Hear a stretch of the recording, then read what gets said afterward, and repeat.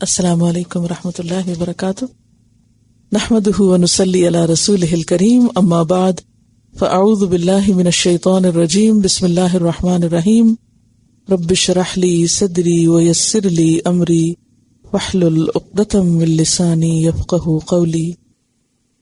وَإِذْ قَالَ اللَّهُ يَا عِيسَى ابْنَ مَرْيَمَ، اور جب فرمائے گا اللہ سبحانہ وتعالی یعنی قیامت کے دن، یا عیسی ابن مریم، اے عیسی ابن مریم، اَأَنْتَ قُلْتَ لِلنَّاسِ، کیا تم نے کہا تھا لوگوں سے، اتخذونی وَأُمِّيَ إِلَٰهَيْنِ مِن دُونِ اللَّهِ، کہ بنا لو مجھے اور میری والدہ کو الہ، اللہ کو چھوڑ کر۔ یہاں پھر آپ دیکھ رہے ہیں کہ جن لوگوں نے جرم کیا ان سے خطاب نہیں کیا جا رہا، ان سے نہیں پوچھا جا رہا، بلکہ اس کے برعکس کس سے سوال کیا جا رہا ہے؟ ان کے پیغمبر سے، کہ تم نے لوگوں سے یہ کہا تھا کہ مجھے اور میری والدہ دونوں کو الہ بنا لو۔ الہین کیا ہے؟ تسنیہ، کس کا؟ الہ کا، یعنی دو الہ۔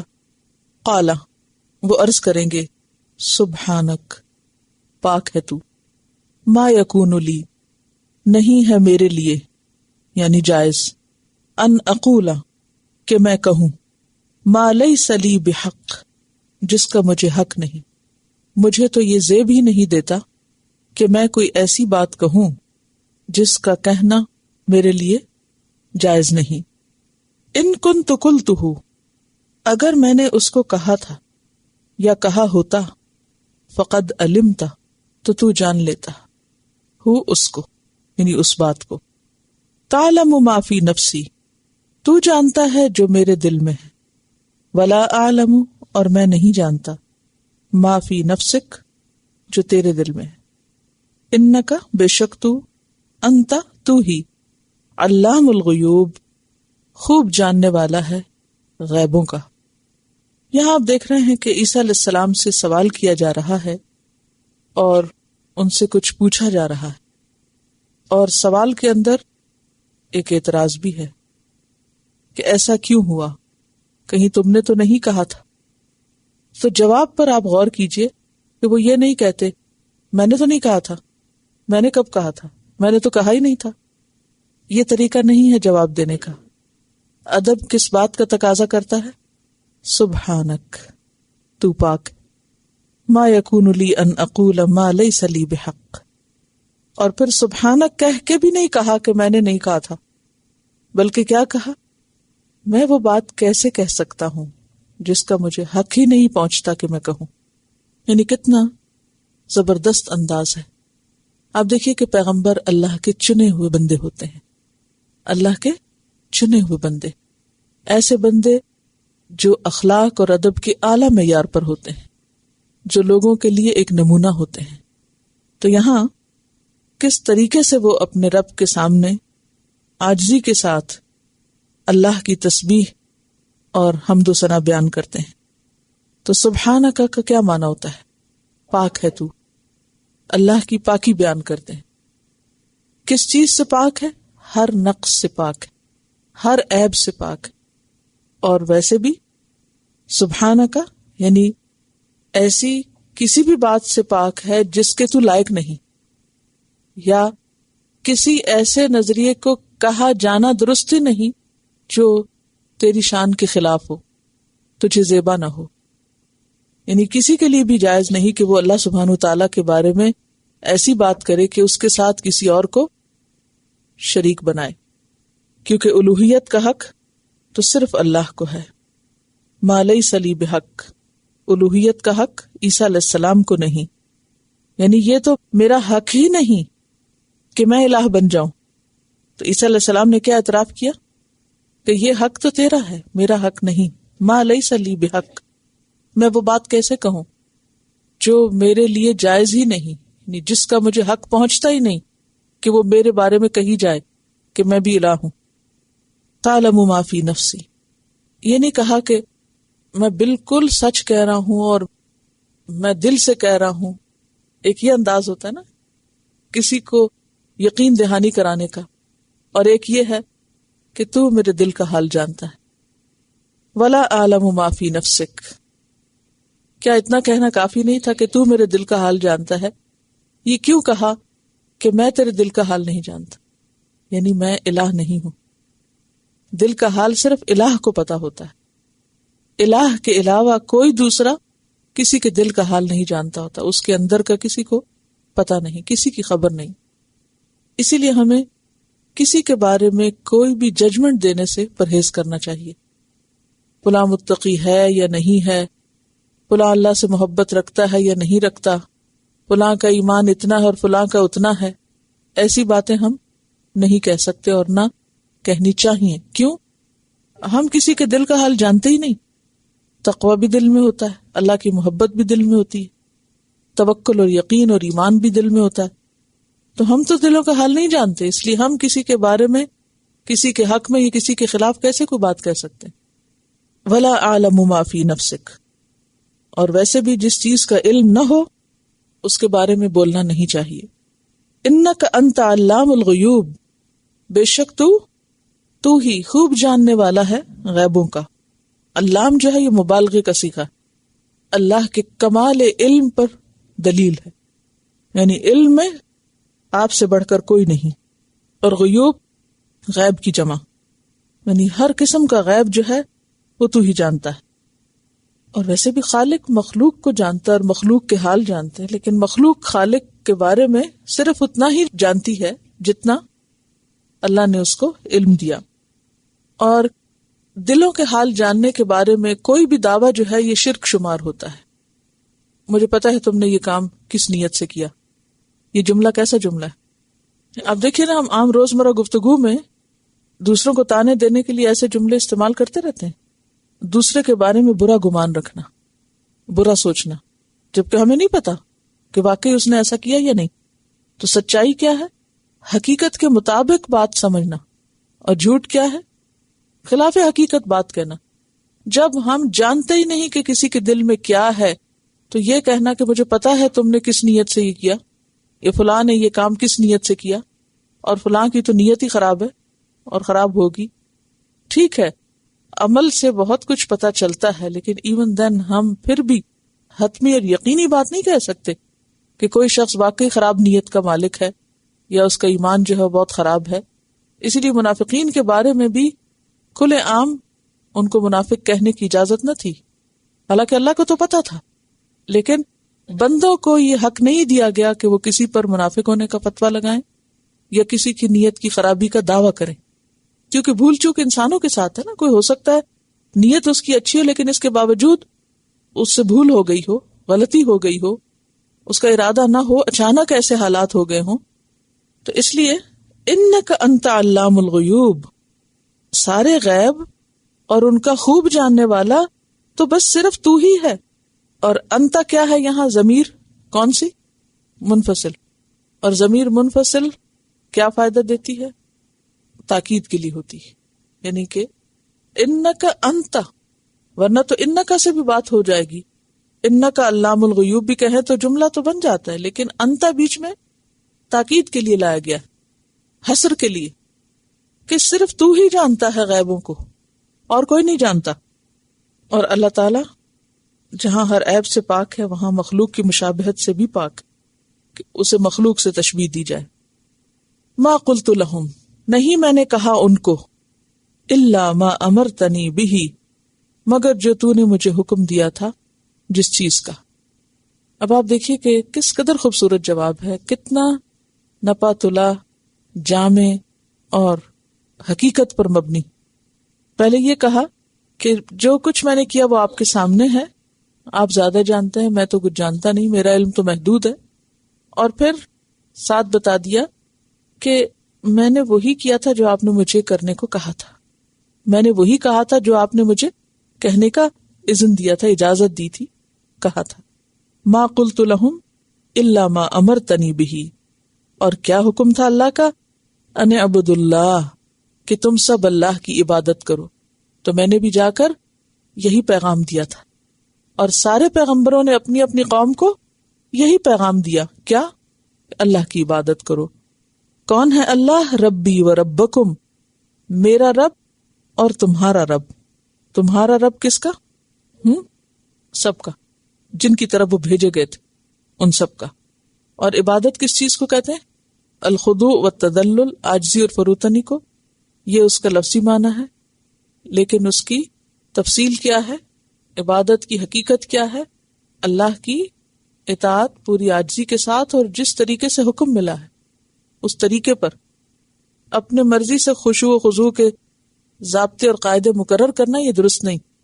مثلا اگر ہم یہ کہیں کہ ہم اس وقت بیٹھ کر مراقبہ کر رہے ہیں اور بالکل سر بھی جھکایا ہوا اور ہم خشوع سے بیٹھے اور ہل جل بھی نہیں رہے اور ہم اپنے دل ہی دل میں اللہ کو یاد کر رہے ہیں اور یہ سب سے افضل اور اعلیٰ عبادت ہے، تو یہ قابل قبول نہیں ہوگی، کیونکہ طریقہ درست نہیں. تو اللہ کی عبادت جیسے اللہ نے عبادت کا حکم دیا. وَكُنْتُ عَلَيْهِمْ شَهِيدًا، اور میں ان پر گواہ تھا. مَا دُمْتُ فِيهِمْ، جب تک میں ان کے اندر تھا. مَا دُمْتُ ما دامہ کا کیا معنی ہوتا ہے؟ دوام سے، یعنی جتنا عرصہ میں ان کے اندر رہا، جب تک میں ان میں موجود رہا. میں صرف اس وقت کی بات کر سکتا ہوں. فَلَمَّا تَوَفَّيْتَنِي، پھر جب تو نے مجھے قبض کر لیا، اٹھا لیا. كُنْتَ أَنْتَ الرَّقِيبُ عَلَيْهِمْ، تھا تو ہی رقیب یعنی نگران ان پر. تو اس سے کیا پتہ چلتا ہے کہ پیغمبر جو گواہی دیتے ہیں وہ گواہی دراصل انہی چیزوں کی ہوتی ہے جنہیں وہ جانتے ہیں یا دیکھتے ہیں. اسی لیے وہ کہتے ہیں نا، جب تک میں ان کے اندر تھا اس وقت تک کا تو میں کہہ سکتا ہوں، لیکن اس کے بعد کا مجھے نہیں معلوم. اور توفیتنی کا لفظ جو ہے، اس سے بعض لوگوں نے یہ استدلال کرنے کی کوشش کی کہ عیسیٰ علیہ السلام فوت ہو گئے، حالانکہ یہ قول باطل ہے. کیوں؟ کیونکہ قرآن پاک میں واضح طور پہ فرمایا وَمَا صَلَبُوهُ وَمَا قَتَلُوهُ یقیناً. کیا معنی ہوگا اس کا؟ کہ وہ فوت ہو گئے؟ نہیں، کیونکہ اگر ہم یہ مانے کہ وہ فوت ہو گئے تو پھر ان کے دوبارہ دنیا میں آنے کا تو کوئی جواز نہیں بنتا. جبکہ صحیح احادیث اور متواتر درجے پر احادیث سے کیا پتہ چلتا ہے کہ عیسیٰ علیہ السلام دنیا میں واپس آئیں گے، اور یہی صحیح عقیدہ ہے. تو توفیتنی کا پھر اور کیا معنی ہوگا؟ اگر اس کا معنی فوت ہونا نہیں ہے تو پھر اس کا لغت میں معنی پورے کا پورا لینا ہے. وفا سے نہیں لفظ، پورے کا پورا لینا، یعنی قبض کر لینا، جسم اور روح دونوں کے ساتھ اٹھا لینا. تو اس سے مراد بل رفعہ اللہ الیہ کی طرف اشارہ ہے. توفیتنی کا کیا مطلب ہے؟ کہ آپ نے جب مجھے اٹھا لیا تھا. اور بعض نے کہا کہ توفا کا مطلب نیند بھی ہوتی ہے. تو عیسیٰ علیہ السلام کو اس وقت سلا دیا گیا تھا اور سوتی حالت میں اوپر اٹھا لیا گیا تھا. چلیے اگر یہ مانتے ہیں تو ہم دیکھتے ہیں کہ نبی صلی اللہ علیہ وسلم جب معراج پہ تشریف لے گئے تھے تو وہ جاگتے ہوئے گئے تھے. فَلَمَّا تَوَفَّيْتَنِي كُنْتَ أَنْتَ الرَّقِيبُ عَلَيْهِمْ. اس سے ایک اور بات بھی پتہ چلتی ہے کہ عیسیٰ علیہ السلام دنیا میں جب تک واپس آئیں گے تو انہیں نہیں معلوم کہ نیچے کیا ہو رہا ہے، لوگوں نے ان کو کیا بنا رکھا ہے. کیونکہ وہ کہتے ہیں نا كُنْتُ عَلَيْهِمْ شَهِيدًا مَا دُمْتُ فِيهِمْ، جب تک میں ان کے بیچ میں تھا تو مجھے پتا ہے وہ کیا کر رہے تھے. فَلَمَّا تَوَفَّيْتَنِي كُنْتَ أَنْتَ الرَّقِيبُ عَلَيْهِمْ، جب مجھے اٹھا لیا گیا تو مجھے نہیں پتا کہ پیچھے کیا ہو رہا تھا. تو غیب کا علم صرف اللہ کے پاس. وَأَنْتَ عَلَى كُلِّ شَيْءٍ شَهِيدٌ، اور تو ہر چیز پر گواہ ہے. عالم الغیب والشہادہ، غیب اور حاضر ہر چیز کا جاننے والا ہے. اور یہ جملہ جو ہے بہت سخت جملہ ہے، یعنی یہ آخری حصہ جو ہے وَأَنْتَ عَلَى كُلِّ شَيْءٍ شَهِيدٌ، کیا معنی ہے اس کا؟ تو ہر چیز پر گواہ ہے، ہر جگہ اپنے علم کے ساتھ حاضر ہے، ہر چیز دیکھ رہا ہے. خواہ وہ کام ہم سب کے سامنے کرتے ہیں وہ بھی دیکھتا ہے، اور جو چیزیں ہم چھپ کے کرتے ہیں دوسروں کی نگاہوں سے اوجھل ہو کے وہ بھی دیکھتا ہے. انت علی کل شیء شہید، کل کا کیا معنی ہوتا ہے؟ تمام کا تمام، ہر چیز پر گواہ. تو خلاصہ یہ ہے کہ عیسیٰ علیہ السلام باقی پیغمبروں کی طرح اللہ کے ایک پیغمبر تھے، رسول تھے. آپ کا کام اللہ کا پیغام پہنچانا تھا.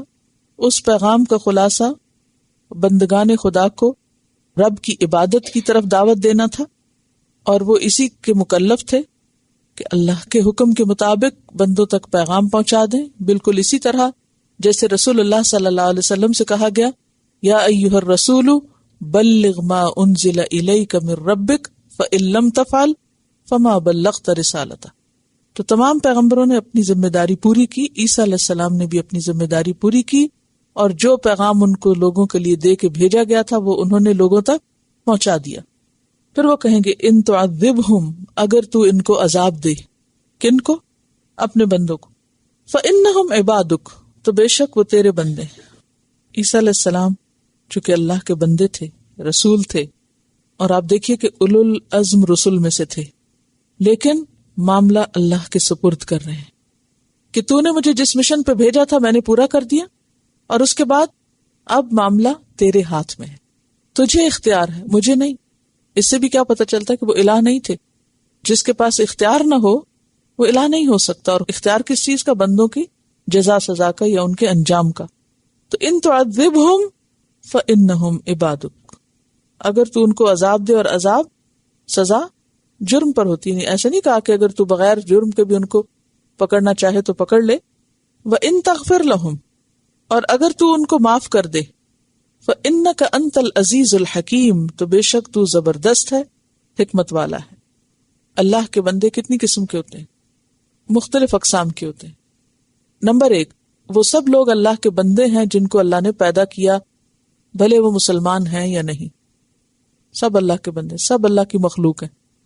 پھر وہ بندے ہیں جو اللہ پر ایمان رکھتے ہیں، اس کو پہچانتے ہیں، اس کا اقرار بھی کرتے ہیں. پھر ان کے اندر فرق ہے. کچھ بندے ایسے ہیں کہ جو مانتے ہیں لیکن صرف اللہ کے وجود کو مانتے ہیں لیکن اس کے احکام کو نہیں مانتے. کچھ ایسے ہیں کہ جو اللہ کو بھی مانتے ہیں اور اس کی کتابوں کو بھی مانتے ہیں اور اس کے احکام کو بھی مانتے ہیں. اور کچھ ایسے ہیں جو اس سے آگے ہیں، مقرب بندے ہیں. اور پھر کچھ رسل ہیں، پیغمبر ہیں. تو یہ سارے کے سارے کون ہیں؟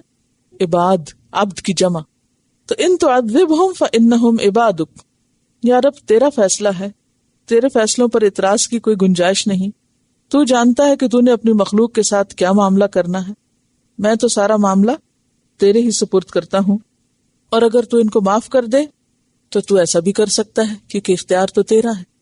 العزیز کا کیا معنی ہوتا ہے؟ عزت والا، قدرت والا، شرف والا، غلبے والا، یعنی جس کا حکم چلتا ہو، جو زبردست ہو، جس کا فیصلہ نافذ ہوتا ہو. اور حکیم، حکمت والا، یعنی اس کے تمام کاموں میں حکمت. حکمت بھی دو طرح کی ہوتی ہے نا. ایک تو اس کی جتنی تخلیق ہے، مثلا بادل ہیں، آسمان ہے، ہوائیں ہیں، موسموں کا بدلنا، یہ سب کچھ کس پر مبنی ہے؟ حکمت پر مبنی. اسی طرح انسان کی تخلیق ہے. کبھی آپ تھوڑی دیر کے لیے غور کریں کہ اللہ تعالیٰ نے جیسے ہماری شکل بنائی ہے نا، ہماری آنکھیں کہاں رکھی؟ وہ چاہتا تو باہر نکال کے لگا دیتا، لٹکا دیتا ان کو، اور سنبھالنا مشکل ہوتا. ایسا کر سکتا تھا.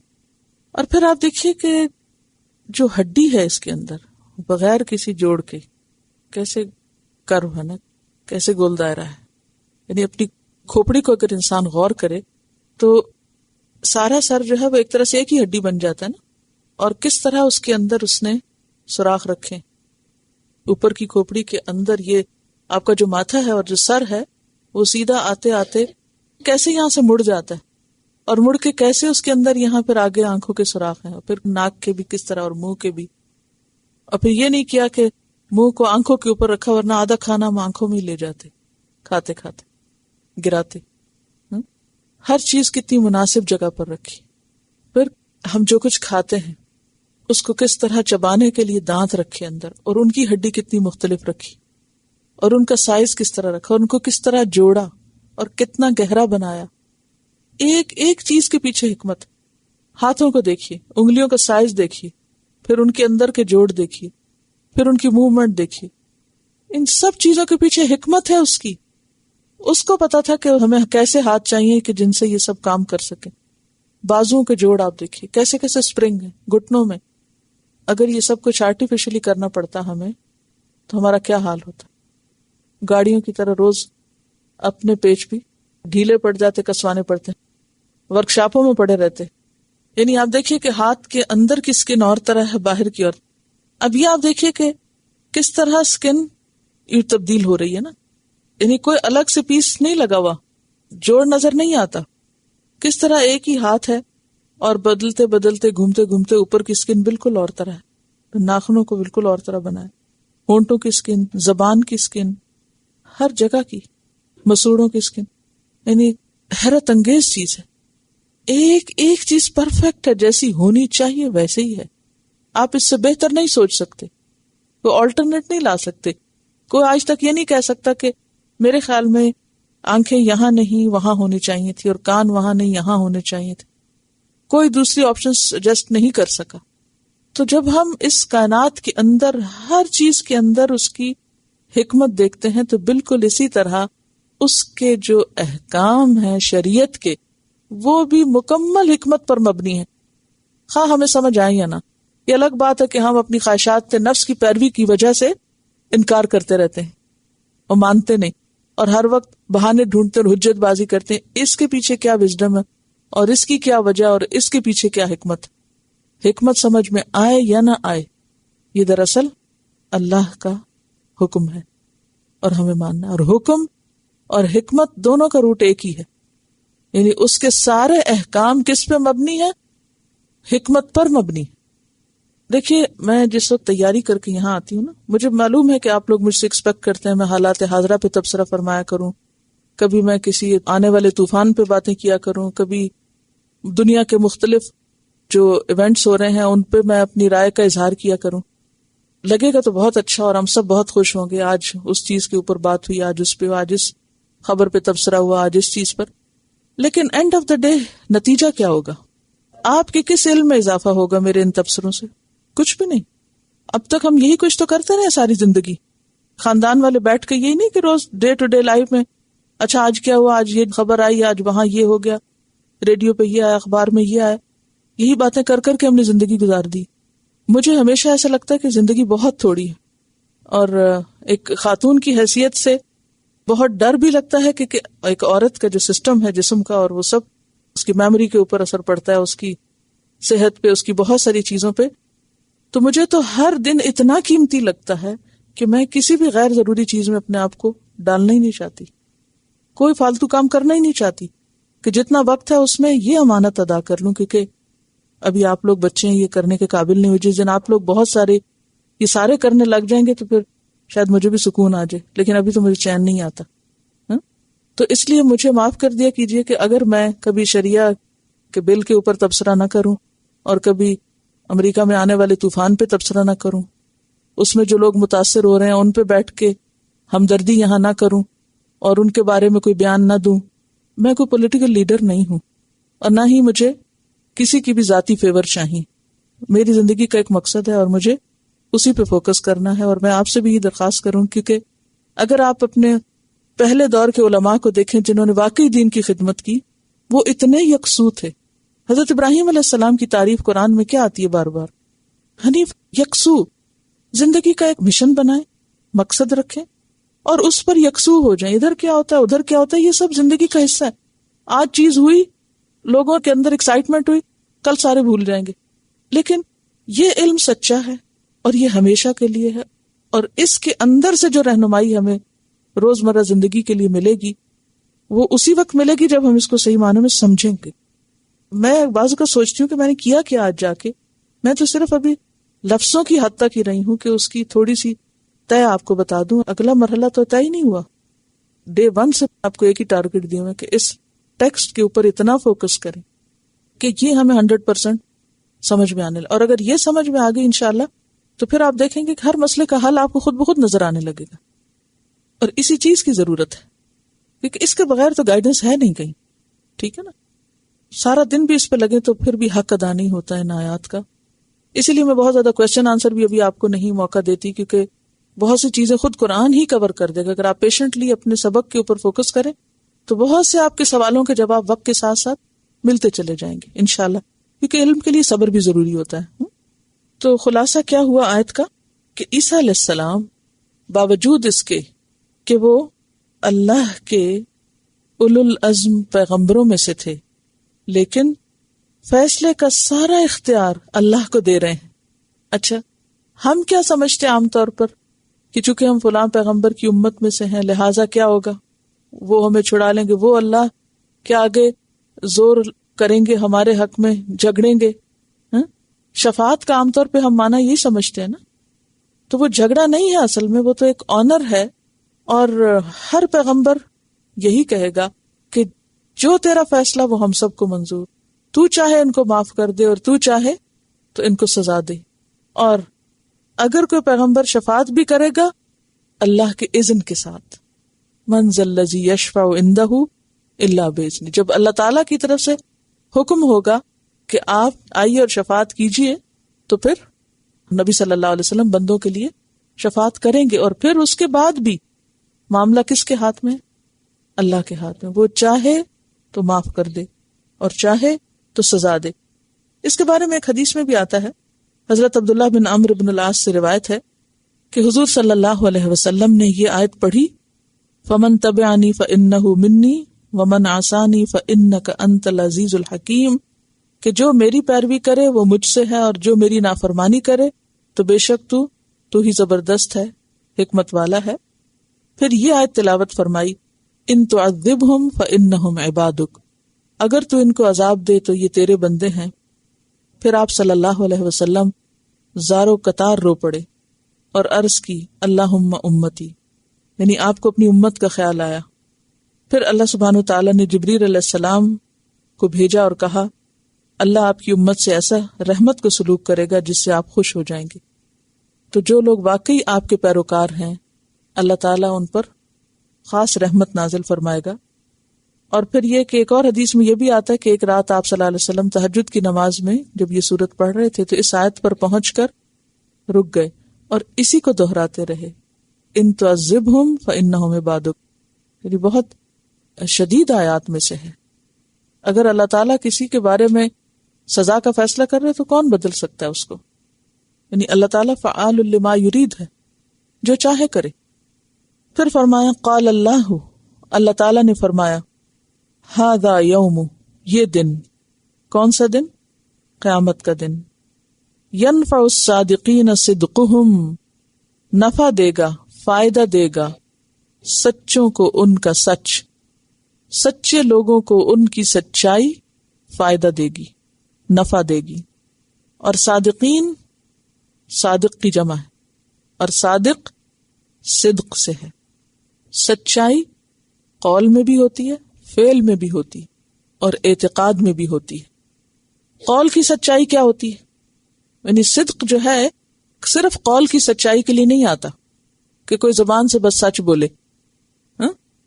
چلے جی بتائیے جھوٹ کیا ہوتا ہے؟ اپوزٹ سے بھی پہچانا جاتا ہے نا لفظ، پیچھے ہم پڑھ چکے ہیں.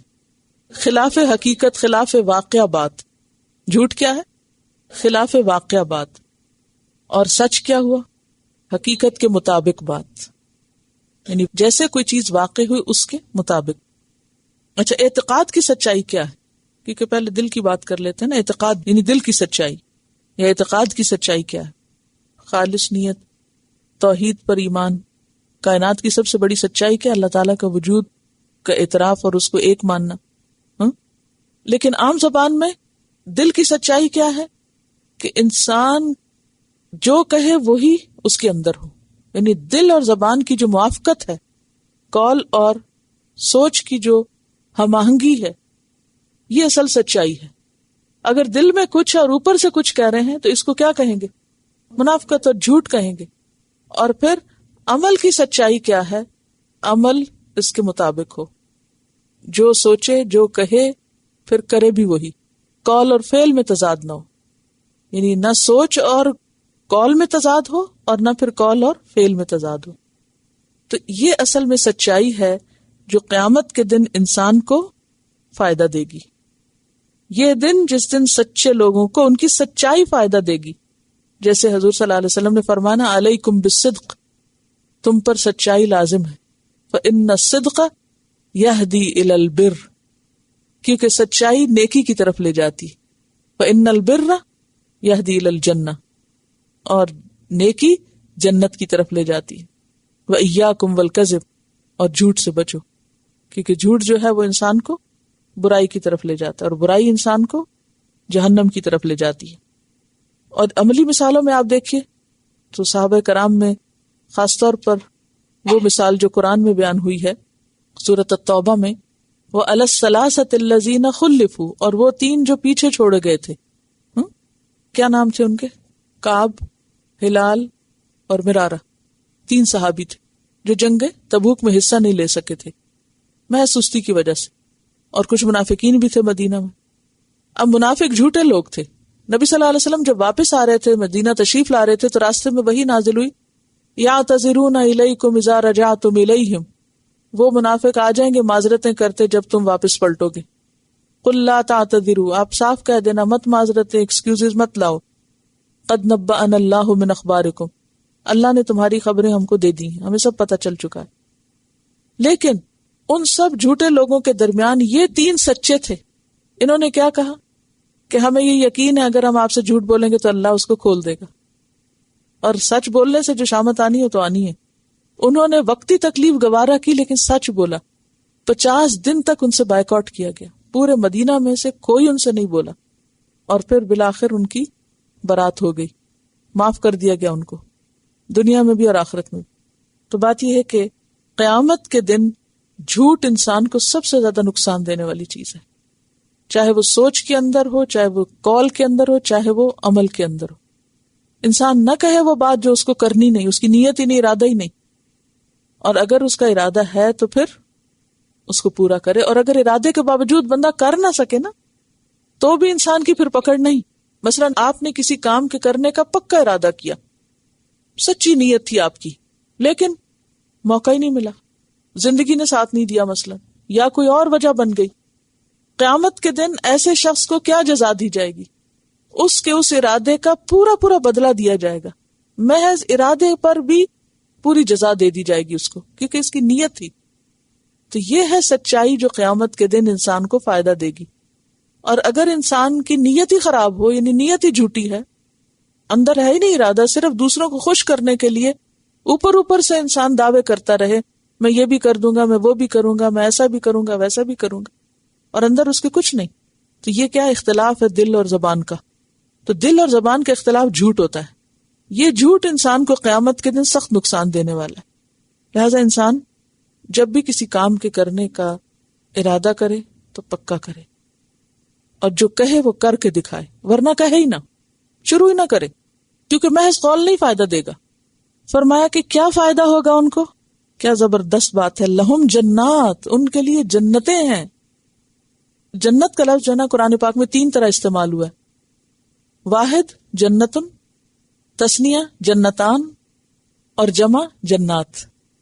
کہیں سنگولر آتا ہے، کہیں تثنیہ آتا ہے، کہیں جمع آتا ہے.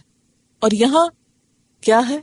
جنات، بہت سی جنتیں، ایک نہیں کئی جنتیں، کیونکہ جنت میں بھی 100 درجے ہیں نا. ان کے لیے جنتیں ہیں. کن کے لیے ہیں؟ یہ سچے لوگوں کے لیے. صرف بولنا نہیں بلکہ سچے لوگ، صدیق ہونا. اور یاد رکھیے کہ صدیقیت جو ہے نبوت کے بعد سب سے بڑا مرتبہ ہے، صدیق ہونا، سچا ہونا. اور اسی لیے آپ دیکھیے کہ کیا کہا گیا قرآن پاک میں، کونوا مع الصادقین، سچے لوگوں کے ساتھ رہو، سچوں کا ساتھ دو، کیونکہ سچوں کے ساتھ ہوگے تو سچے جنت میں جائیں گے، تم بھی ساتھ جاؤ گے. اللہ تعالیٰ سچے لوگوں سے راضی. جنات تجری من تحتها الانہار، جن کے نیچے نہریں بہ رہی ہوں گی. نیچے کہاں؟ درختوں کے نیچے، محلات کے نیچے، خیموں کے نیچے. خالدین فیہا، جس میں وہ ہمیشہ رہیں گے. ابدا، مزید تاکید کے لیے، ہمیشہ ہمیشہ، کوئی نہیں ان کو وہاں سے نکالے گا. یہ ہے سچائی کا فائدہ. اور اس سے بڑھ کر اور کیا ملے گا؟ رضی اللہ عنہم، اللہ ان سے راضی ہو گیا. یعنی جنت کے بعد آخری سب سے بڑی نعمت، جس سے بڑی کوئی نعمت نہیں، وہ کیا ہے؟ اللہ کی رضا. رضی اللہ عنہم ورضوا عنہ، اور وہ اس سے راضی ہو گئے. اللہ کا کسی بندے سے راضی ہونے کا مطلب کیا ہے؟ اللہ بندے سے راضی ہو گیا، کیا معنی ہے اس کا؟ کہ وہ راضی ہو گئے، نہیں کیا کیا اس نے؟ اللہ بندے سے راضی ہو گیا. تو صحابہ کرام کے بارے میں بھی آتا نہیں، اللہ ان سے راضی ہے. راضی مطلب کیا ہے؟ کیا مطلب ہے؟ خوش ہے، اور ان کے جو اعمال صالحہ تھے اس نے قبول کر لیے، وہ اس کو پسند آ گئے. آپ کس سے راضی ہوتے ہیں اور کس سے ناراضی ہوتے ہیں؟ ناراض کس سے ہوتے ہیں؟ ناراض کا لفظ بھی راضی سے ہے بیسیکلی، ساتھ نفی لگی ہوئی ہے، ناراض۔ ناراض کس سے ہوتے ہیں اور راضی کس سے ہوتے ہیں؟ یا جس سے آپ راضی ہوتے ہیں اس سے آپ کا معاملہ کیا ہوتا ہے، اور جس سے آپ ناراض ہوتے ہیں اس سے کیا معاملہ ہوتا ہے، اور کیوں ایسا ہوتا ہے، علامت کیا ہوتی ہے؟ تو بات یہ ہے کہ ان کا جنت میں داخل کیا جانا اللہ کی رضا کی نشانی تھی، کہ اللہ ان لوگوں سے راضی، کیونکہ جس سے اللہ راضی نہ ہو وہ جنت میں نہیں جا سکتا۔ راضی ہو گیا کا پہلا مطلب کیا ہے؟ کہ اس نے ان کو نعمتوں بھری جنت میں بھیج دیا، کیونکہ جس سے آپ راضی ہو اس کو آپ کیا کرتے ہیں؟ انعام دیتے ہیں نا۔ تو جنت انعام ہے، حق نہیں ہے کسی کا، انعام۔ تو وہ ان کو انعام ملا، یہ انعام اللہ کے راضی ہونے کی دلیل ہے کہ ان کے اعمال قبول ہوئے اور ان کو وہاں موقع ملا۔ اور پھر دنیاوی اعتبار سے کسی پر اللہ کی رضا کی کیا علامت ہوتی ہے؟ یہ تو آخرت کی علامت ہے نا، کیونکہ بعض لوگوں پر اگر دنیا میں کوئی پریشانی آئے، تکلیف آئے، تو لوگ عموماً کیا سمجھنے لگتے ہیں کہ شاید اللہ اس سے ناراض ہے۔ اپنے لیے تو سوچنا چاہیے، لیکن دوسروں کے اوپر ایسی ججمنٹ نہیں دینی چاہیے، کیونکہ اگر اللہ کی رضا کی صرف یہی علامت ہو کہ کسی پہ دنیا وسیع ہو جائے، تو پھر تو صحابہ کرام کے پاس سب سے زیادہ دنیا ہونی چاہیے تھی۔ نیکی کی توفیق ملنا جو ہے، نیک کام کرنے کی توفیق ملنا، موقع ملنا، ماحول ملنا، راستہ ملنا، یہ اللہ کی رضا ہے کہ اللہ تعالیٰ کچھ کرنے کی توفیق دے دے۔ ورنہ تو بہت سے لوگ اذان سنتے ہیں اور سن کے ٹس سے مس نہیں ہوتے، اٹھتے ہی نہیں۔ اللہ ان سے راضی ہے؟ تو انسان کو فکر کرنی چاہیے کہ جو کام جس وقت کرنا چاہیے اگر وہ کرنے کو اس کا دل نہیں مانتا یا وہ کرتا نہیں، تو یہ رضامندی کی بات نہیں۔ اللہ کی رضامندی ظاہر ہوتی ہے دنیا میں کسی انسان کو اللہ کی طرف بڑھنے کے مواقع میسر آ جائیں، ایسے دوست مل جائیں، ایسا ماحول مل جائے، ایسا علم مل جائے، ایسی دین کی سمجھ مل جائے۔ کیوں؟ حدیث میں آتا ہے من یرد اللہ بہ خیرا یفقہہ فی الدین، اللہ جس سے بھلائی کا ارادہ کرتا ہے اس کو دین کی سمجھ دینے لگتا ہے، اس کو سمجھ آنے لگتی ہیں باتیں، عقل رشد یعنی رشد اس کی کام کرنے لگتی ہے، وہ آخرت کو دنیا پہ ترجیح دینے لگتا ہے۔ وردوا عنہ، اور وہ اس سے راضی ہو گئے، وہ بھی اللہ سے راضی۔ وہ کیوں اللہ سے راضی؟ ایک تو عام معنی میں کہ وہ اللہ کے ہر فیصلے پر راضی ہوتے ہیں، وہ اللہ پہ راضی ہیں، یا رب جو تو نے ہمیں دیا ہم اس پہ راضی ہیں۔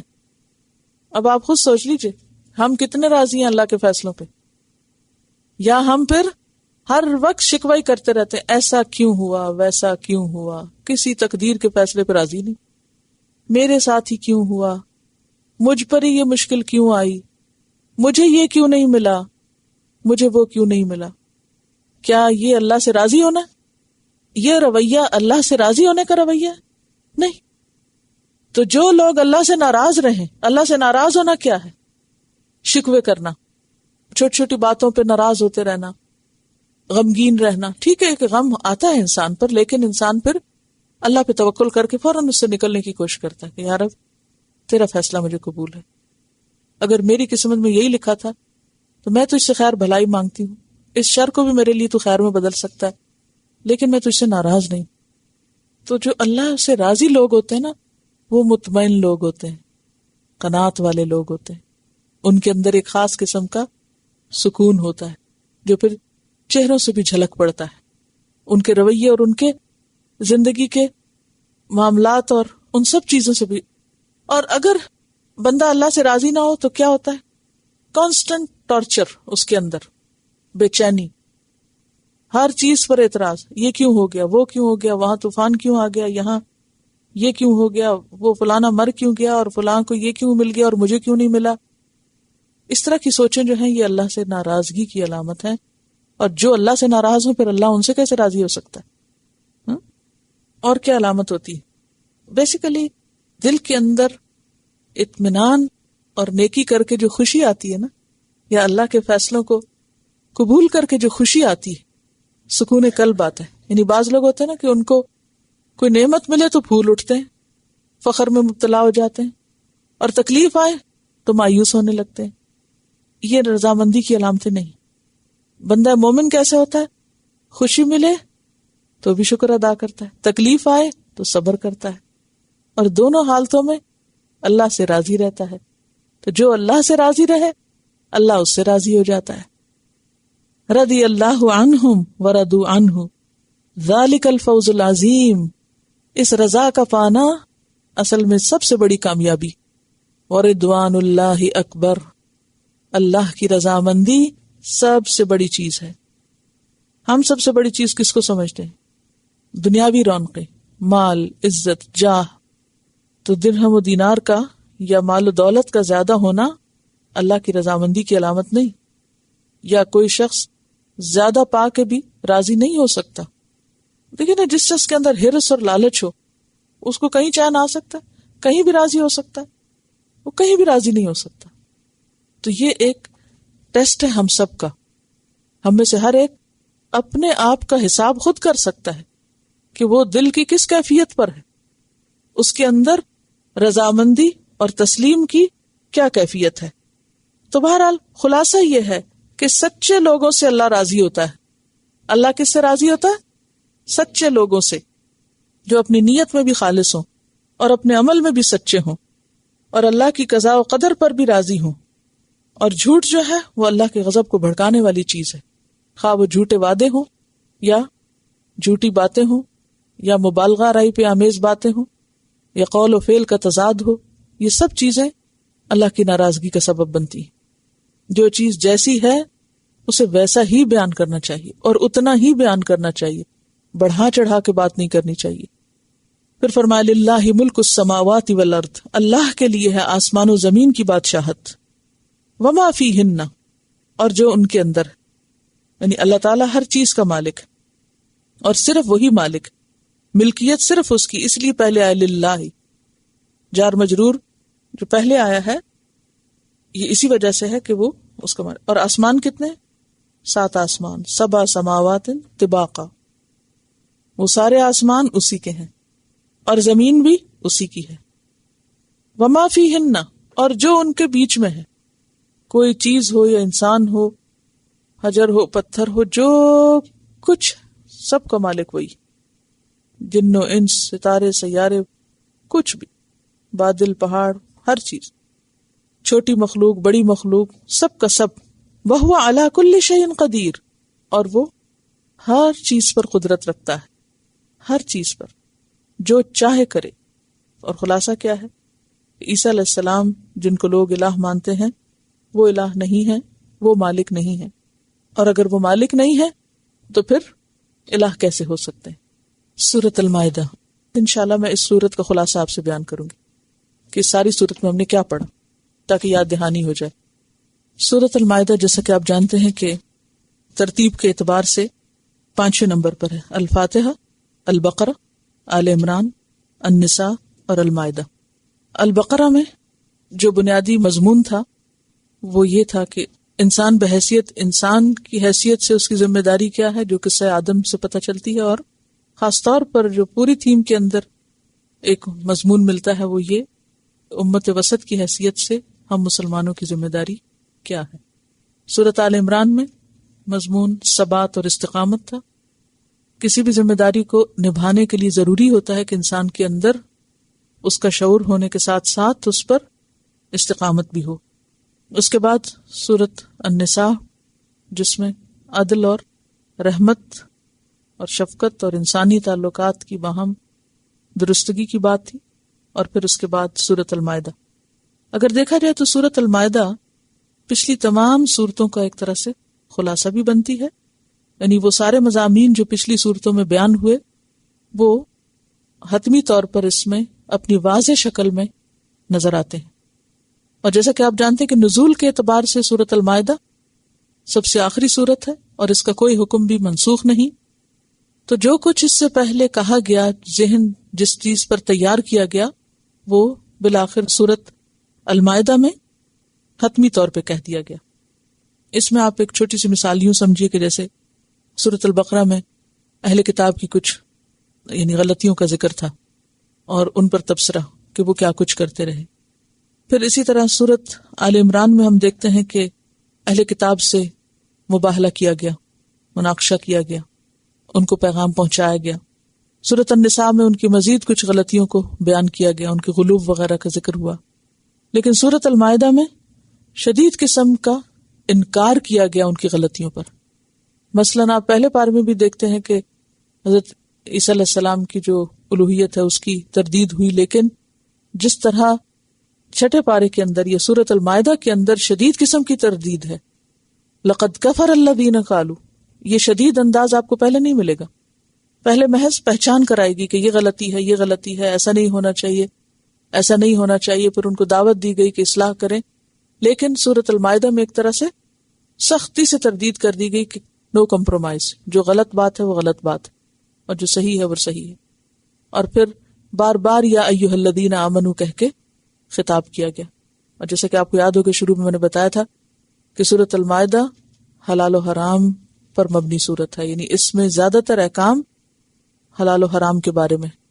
اور جیسا کہا جاتا ہے کہ سورۃ النور عورتوں کو لازمی پڑھانی چاہیے، اس طرح سورۃ المائدہ مردوں کو لازماً پڑھنی چاہیے اور پڑھانی چاہیے. تو ہم دیکھتے ہیں کہ سورۃ المائدہ میں یعنی حلال اور حرام کو بہت کھول کھول کے واضح طور پر بیان کر دیا گیا. سورۃ البقرہ میں بھی ہم نے دیکھا کہ اس میں مردار اور خون اور خنزیر اور خمر وغیرہ کی ناپسندیدگی کے بارے میں، حرمت کے بارے میں کچھ باتیں تھیں. لیکن آپ دیکھا جیسے خمر کا حکم وہاں بھی موجود تھا البقرہ میں بھی، تو یہاں آ کر فَهَلْ أَنْتُمْ مُنْتَهُونَ شدید انداز ملتا ہے. یعنی یہ بات اگر آپ اپنے ذہن میں رکھیں کہ وہ سارے احکامات جو پچھلی سب صورتوں میں وقتاً فوقتاً بیان ہوئے اور مختلف خرابیوں کو ہائی لائٹ کیا گیا، یہاں آ کر ان کی شدت سے تردید کر دی گئی، اسٹیمپ لگا دی گئی. الیوم اکملت لکم دینکم، دین مکمل ہو چکا ہے. اتممت علیکم نعمتی ورضیت لکم الاسلام دینا، یہی دین تمہارے لیے اب پسندیدہ ہے.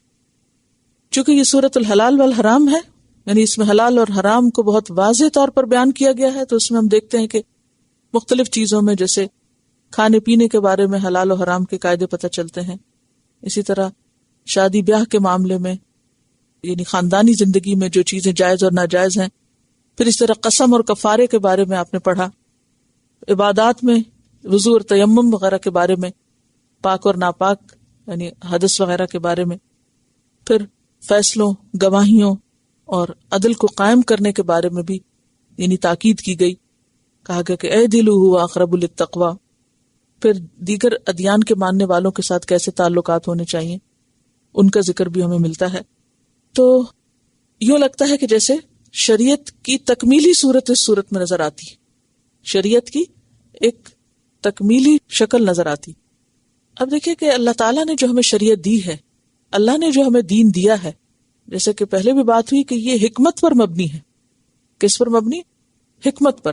اگر کسی چیز کو حلال کیا تو اس کے پیچھے کوئی حکمت ہے، اور اگر کسی چیز کو حرام قرار دیا تو اس کے پیچھے حکمت ہے.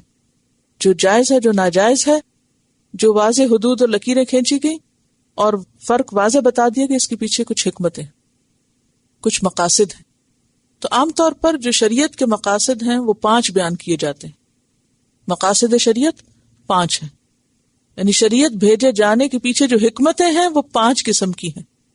نمبر 1 دین کی حفاظت، نمبر 2 جان کی حفاظت، نمبر 3 عقل کی حفاظت، نمبر 4 عزت کی حفاظت، نمبر 5 مال کی حفاظت. یعنی اللہ تعالیٰ نے جو احکامات ہمارے لیے بھیجے ہیں ان کو بھیجنے کا مقصد کیا ہے کہ کیا کیا چیز ہماری محفوظ ہو، یا دین پہ چلنے کی ضرورت کیوں ہے کہ انسان کی مختلف چیزوں کی حفاظت ہو. اب ایک انسان کی زندگی میں کیا کیا اہم ہوتا ہے؟ اس کی جان اہم ہوتی ہے، اس کی عزت اہم ہوتی ہے، اس کا مال اہم ہوتا ہے، اس کا دین اہم ہوتا ہے، اور اس کی عقل. ان 5 چیزوں کے بغیر آپ دیکھیں گے کہ زندگی ادھوری ہے. مثلا اگر کسی کی جان ہی نہیں تو کیا زندگی ہے؟ اگر کسی کے پاس جان ہے لیکن مال نہیں تو زندگی کیسے قائم رہے گی؟ کیونکہ مال کو اللہ نے زندگی کے قیام کا ذریعہ بنایا. پھر اسی طرح اگر مال بھی ہے لیکن عقل ہی کوئی نہیں تو لا تؤتوا السفہاء اموالکم، ان کو مال بھی نہیں دے سکتے. تو عقل کے بغیر کیا زندگی ہے؟ عقل نہ ہو تو انسان سب کچھ مینج ہی نہیں کر سکتا. پھر اسی طرح عزت بھی بہت ضروری ہے اور عزت کی حفاظت بھی ضروری ہے. پھر اسی طرح دین کی حفاظت، کیونکہ دین کے بغیر بھی زندگی کچھ زندگی نہیں. انسان دین کے بغیر نرا حیوان ہے. جیسے حیوان ہوتا ہے نا، حیوان جیسے جانور ہوتے ہیں تو ان کی زندگی کا ایک مقصد کیا ہوتا ہے؟ کھانا پینا، بچے پیدا کرنا اور گھومنا پھرنا. تو انسان کو حیوانی سطح پر نہیں رہنا. دین ہمیں بتاتا ہے کہ اس کو کیا کرنا اور کیا نہیں کرنا. ایک ڈسپلنڈ لائف ہوتی ہے. اگر انسان کی زندگی بھی صرف اتنی ہو کہ وہ اس کی ساری سوچ اور اس کی اعلیٰ صلاحیتیں صرف کھانے پکانے میں لگ جائیں، یا کھانے میں، یا اس کے ذائقے میں، یا اعلیٰ ترین صلاحیتیں جو ہیں وہ محض شادی بیاہ کی سوچ اور اس کی تیاریاں اور اس کو زندگی میں ایک اعلیٰ مقام دے کے اور ساری انرجیز جو ہیں وہ اس کے پیچھے لگا دی جائیں، یا پھر یہ ہے کہ انسان اپنے کام کرے اور کام کے بعد سیر و تفریح کو اپنی زندگی کا مقصد سمجھے. تو یہ کیا زندگی؟ جانور یہ تینوں کام کرتے ہیں. صبح اٹھتے ہی کس کی تلاش میں نکلتے ہیں؟ کھانے پینے. اگر سویرے اٹھ کے آپ صرف کمائی کی تلاش میں گھر سے نکل جائیں اور نہ نماز پڑھیں اور نہ کسی اور چیز کی فکر تھی، یہ زندگی کیا زندگی؟ جیسے گھونسلوں سے پرندے نکل کے دانا دن کا تلاش کرنے لگے. اگر کچھ لوگوں کی زندگی صرف یہی ہے کہ وہ گھروں سے گاڑیاں نکال کے صرف اپنے کام پہ جانے کو زندگی کا اعلیٰ ترین مقصد سمجھتے ہیں، تو یہ کوئی اعلیٰ ترین مقصد نہیں ہے. یہ ضرورت ضرور ہے لیکن اعلیٰ ترین مقاصد نہیں. اس سے پہلے اس رب کا بھی کچھ حق ہے کہ اس کے لیے بھی آپ جلدی اٹھو. آپ دیکھیں کہ جاب کے لیے تو ہم سویرے سویرے اٹھ جاتے ہیں، لیکن اگر چھٹی ہو تو ہم نماز کے لیے بھی نہ اٹھیں تو یہ کیا زندگی؟ یا وہ صبح کا وقت سوتے گزار دیں تو یہ تو کوئی زندگی نہیں. پھر آپ دیکھیں کہ پرندے اڑتے رہتے ہیں، ادھر سیر و تفریح کر ادھر کر. اور اگر ہماری زندگی کا مقصد صرف یہی ہے کہ ہم پہلے کمائی کر لیں، پھر پیسے بچا لیں، پھر اس کے بعد ہالیڈیز پہ چلے جائیں اور گھوم پھر کے سیر و تفریح کر کے آ جائیں، تو یہ کوئی زندگی کا مقصد ہے؟ صرف لگژری کا حصول تو زندگی کا مقصد نہیں ہے. پھر اسی طرح یہ ہے کہ پارٹنر کی تلاش اور شادی اور بس اسی کے پیچھے انسان کی سوچ اور دل میں ہر وقت وہی چیزیں گھومتی رہیں. یا پھر یہ کہ بچے پیدا ہو جائیں تو صرف انہی کی فکریں لگی رہیں اور انہی کے غم لگے رہیں اور اس سے کوئی اور آگے اعلیٰ چیز جو بھول ہی رہے. تو یہ حیوانی سطح پہ زندگی گزارنا ہے. شریعت ہمیں اس سے اوپر اٹھانا چاہتی ہے اور اس میں اللہ کا حق بھی اور بندوں کے لیے جینا بھی، دونوں چیزیں شامل ہیں، اور اس میں کچھ چیزوں کی حفاظت.